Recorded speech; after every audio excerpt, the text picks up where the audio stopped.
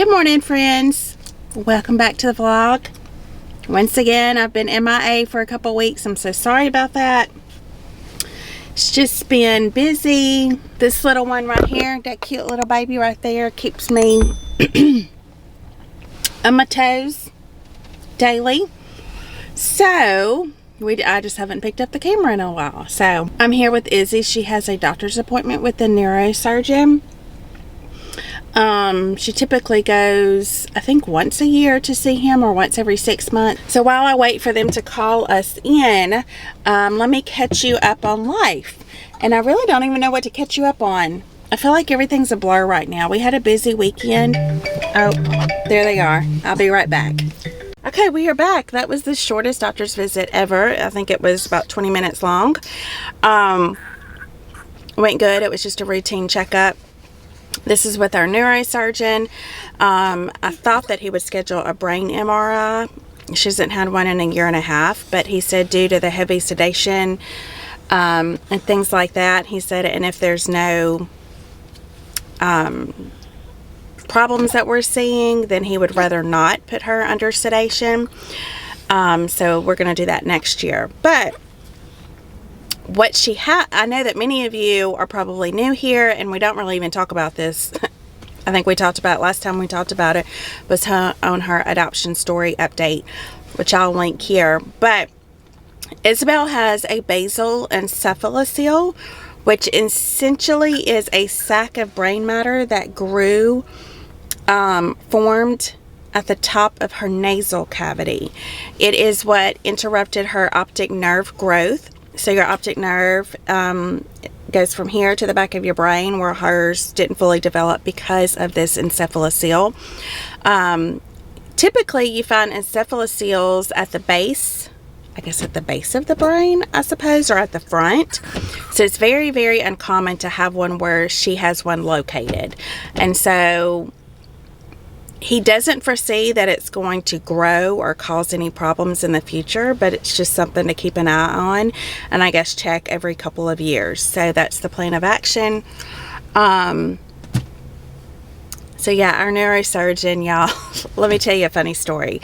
Okay, so I'm going to say 6 months after we brought Isabelle home, maybe 3 months, maybe 4 months, not long after we brought Isabelle home, we had an appointment with this neurosurgeon, and the word on the street is he doesn't have any bedside manners, and he's very to the point, like it's his way or the highway. He knows everything, and he is a brilliant neurosurgeon, highly recommended, and I'm so thankful that we even have a pediatric neurosurgeon here in our small town, so it's great. So we knew that going into it. And Stan and I brought Isabelle, and at that time, again, she had only been home a few months. Isabelle loved to be held, but she would not let me sit down with her and hold her. Like if you were holding her and you sat down, she would scream and scream and scream. So Stan and I are in the small little room, very small room.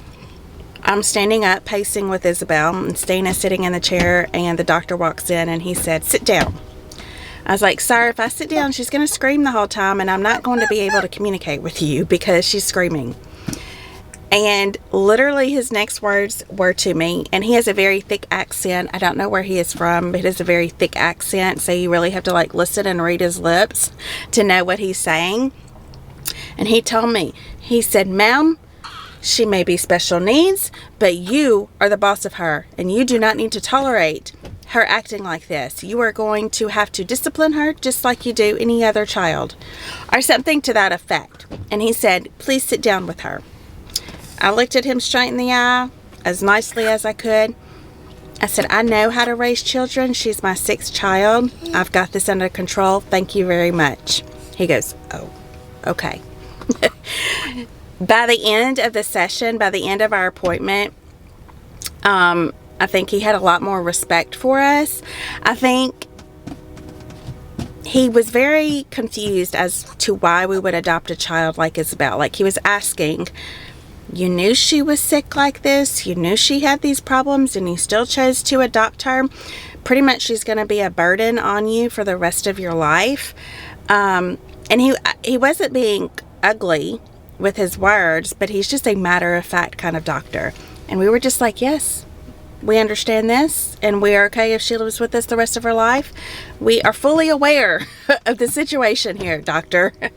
And by the time we left, I mean, he had a completely different tone with us than when we first got there.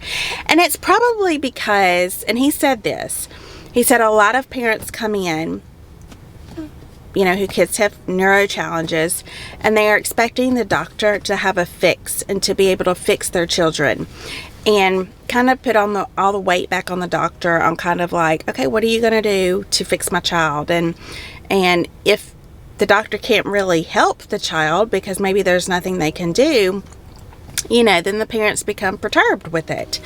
And so I think essentially just parents go into there with very high expectations and expecting a lot from these doctors, and sometimes there's just not an answer to fix the child. And so we told him, we were like, look, we're not asking you to fix our child. We understand that she's probably got neuro challenges that cannot be fixed. These are, you know, congenital that she was born with.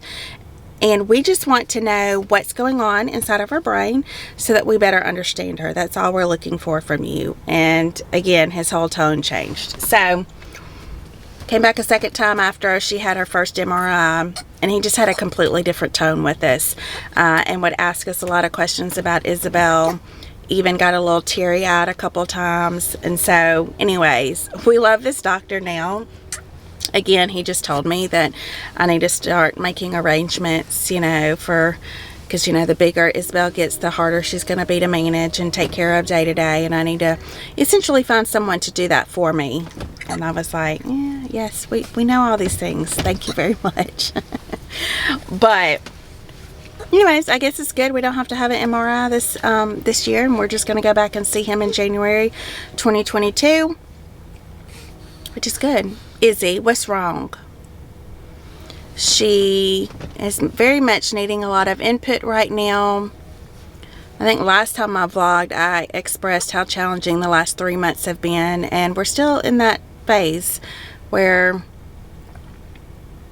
she's just needing a lot of input. So we are back with the weighted blanket, and as long as she has that weighted blanket, she's very happy and content for the most part. But if you take it off, she's going to scream and cry and hit herself. So, and that's what the doctor told me today. He was like, she's just going to have cycles, you know, and the cycles will get a longer gap between them, which means she's getting more regulated and all those things. But it just takes a lot of time to kind of help her get regulated and get to a happy, sweet spot. But then once you get to that happy, sweet spot, something triggers her and changes, and sleep is a big trigger for her. So we got her on some sleep medication that really does help very well getting her to sleep, but getting her to stay asleep for more than 4 hours most nights. Not every night. Some nights she'll sleep 10 hours and do great, but most nights after 4 or 5 hours she just wakes up. So, and then if it's hit or miss if she goes back to sleep, and if she doesn't go back to sleep, then it's just going to be a terrible day for everyone involved. So anyways, I need to get home. The boys are at home doing some of their schoolwork while I'm here. So I'm just going to take you along with us, a day in the life, I guess. We are going to do a fun project in just a little bit with the boys, so stick around for that. You haven't seen Mika in a while. We'll go home and talk to Mika. So let's get home. Okay, we are back home. Oh, Izzy don't want me talking. Isabelle, can you say hi? She stays sweaty because she's under these weighted blankets all the time. Hey, Mika. Can you say hi? What? Yeah. Oh, she got that stuffed animals. Where'd you get that stuffed animal from? Shriners, yeah. I think Shriners gave her that stuffed animal a couple weeks ago. So I feel like I have so much to catch y'all up on. Izzy, she don't want me talking. I feel like I have so much to catch y'all up on, but right now we're fixing to do a fun science project. Grayson is not going to be here to do it with us because he and Rainey are headed to the gym to work out. He and Rainey go to the gym about 5 days a week together. So they've been doing that, and he's fixing to head out the door to do that. So I'm going to see if Jackson, Michaela, and I can tackle this fun science project. I'm going to take you along with us, show you what it's all about. It should be fun and something different to do. So let's get started on it.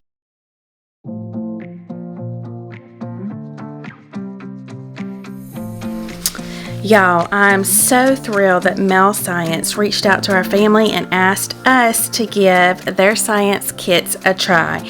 I've seen others speak about these kits, other YouTube vloggers, and I was already all in wanting to purchase some of these kits for our family. So the fact that they reached out to us was super exciting to me. So let me tell you what Mel Science is. It's a subscription that offers monthly science boxes such as chemistry and physics, and even boxes for younger kids. So whether your child is 16 years old or 5 years old, there's a Mel Science box really for kids of almost any age. These boxes combine hands-on experiments with VR and AR technologies, and their mission is to engage kids in enjoying and wanting to study science. What I love about these kits is that they provide everything that you need in order to complete a really cool experiment. But my favorite part about the whole Mel Science experiment was the fact that the instruction manual was so clear and so concise that we had no problem knowing which step was coming next and knowing how to assemble our experiment properly. So if this is something that you definitely could see your kiddos really enjoying and diving into, I'm going to leave all the information in the description box below. There's even an awesome coupon code, so you definitely need to go check it out. And let me know if you do, and let me know what you think about it. We had the best time today putting it together, and like I said already, just really looking forward to our next shipment and seeing what kind of experiment they send us. Just a minute. Are you doing it yourself? You have to wait. Wait, these are hard. Hey, don't be sassy. Jackson's doing a good job. How's it going, Jack? Are the directions pretty easy? Okay, that is sucking up because you want to do it. You little stinker. Hey, can you read this? What's that say? What's it She's say? like, no, but I can look at the picture and tell you what to do. Okay. So Jack, we're using water as the pressure force to raise the hydraulic. Why do you think we're using water? You just told me a while ago. Water pressure. Yeah, because, and if you don't know the answer, in the instruction book it has a little comic section that's very interesting to read, and it tells you why. No, game on. It says liquids transmit pressure much better than air gases. So that's why we've got water in those syringes. So, wait, let me take this off and just get air in it. And then also another cool, look, this is another cool fact. It says in real life, oil is used rather than water, mainly to prevent corrosion. Okay, so Jackson had a great idea. So he's going to show us how this hydraulic system is going to work with only air in the syringes. Let me put He's got to the rubber band back on. put the rubber band on it so it holds it in place. So now let's see. See, it's barely moving it when we use air. If anything, it's breaking as it. pressure. Yeah. So it's fixing to snap the rubber band because it's not going to hurt. Yeah. So using water is definitely better. Do you know what some other hydraulics in everyday life are? No? Well, look right here in the book. Again, bulldozers, excavators. Those are real life hydraulics that you can use, but you made your own little handy one, Mika. Hey, Mika. Good job. You want to do it, don't you? You Yeah. want to fill it back up with water? Okay. Let's give Mika a turn. Okay, Jack, can you give it to her? You ready? And let her give it a try. Ready? Lift my hand. Don't put too much pressure on it though, Jack. Look at you. That's good for your motor skills, isn't it, Mika? Good Strengthen the job. little hands. Yeah. Do it again. Okay, keep it going.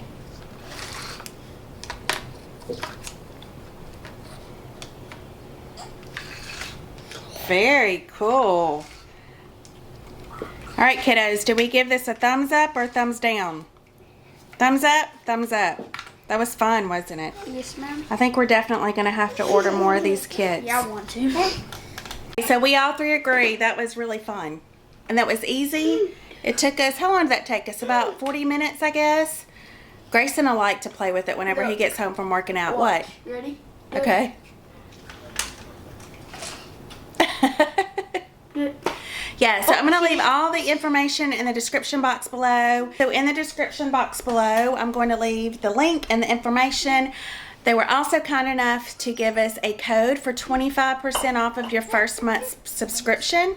So I will definitely be using that code as well to order some of these. I figured like during the summertime when kids are getting bored, they need to stimulate their brain a little bit because we've all been lazy from schoolwork, taking off of school and all that. So it might be something good to have, something good to look forward to for your kiddos. And like I said earlier, they have kits for kids for all ages.